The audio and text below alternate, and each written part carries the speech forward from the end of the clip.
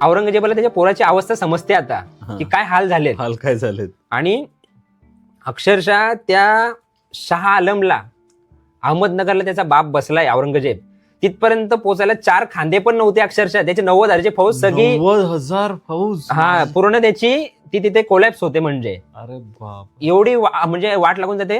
मग शेवटी औरंगजेब काय करतो, त्याचा एक सरदार राहुल्ला खान याला 20,000 अश्रफी घेऊन आणि काही उंट, काही घोडे आणि काही पायदळ या सगळ्या गोष्टी घेऊन त्याच्याकडे पाठवतात.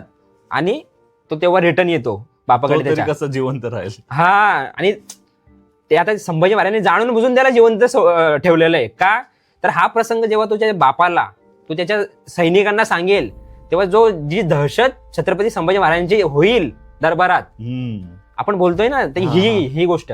तर तो त्याच्या बापाकडे पोचतो अहमदनगरला. अहमदनगरला पोचल्यावर औरंगजेब त्याचा 90,000 रोख रक्कम देऊन स्वागत करतो.